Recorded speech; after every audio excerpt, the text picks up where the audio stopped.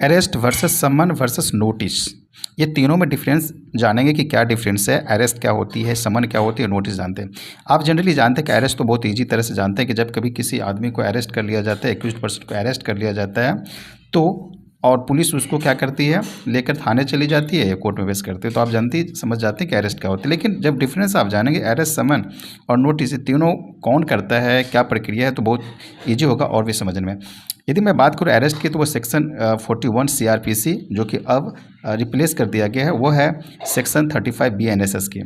तो mandatory if arrest is necessary और the accused confirm committed cognizable offence, यदि cognizable offence है यानी गंभीर अपराध है, तो क्या होते हैं, गंभीर अपराध के मामले में वो बिल्कुल क्या होती है, तो अरेस्ट कर लिया जाता है।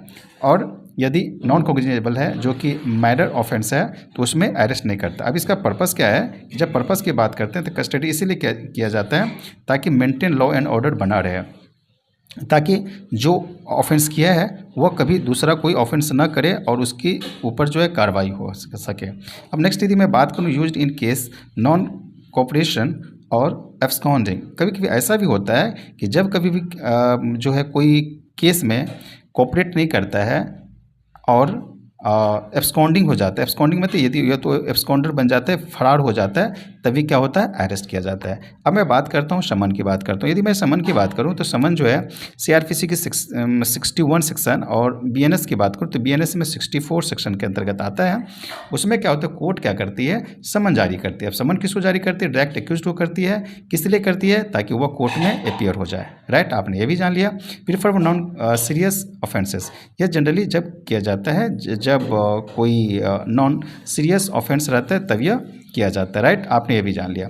अब आगे बात करते हैं कि यदि कभी ऐसा हो कि समन जाए और वो अपीयर करने के लिए तो किया जाता है, और यदि नहीं होता है तो क्या हो जाता है, failure to appear and lead, और जब जैसे ही फेल्यूर हो जाते हैं फिर होने के लिए can lead to an arrest warrant. उसके बाद क्या होता है, जैसे ही फेल्यूर हो जाता है वो नहीं कोर्ट पहुंचता है तो फिर उसके ऊपर अरेस्ट के लिए वारंट निकल जाता है।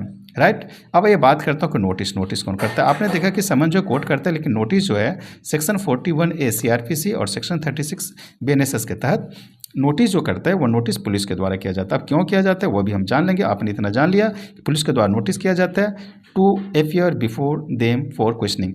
इसका मतलब ये हुआ कि पुलिस इसीलिए नोटिस करती है, थाने इसीलिए नोटिस करती है ताकि उनसे जो पूछताछ करना हो किसी भी घटना के संबंध में तो वो उसका साथ दे, वो उनको बताए, उनको हेल्प करे।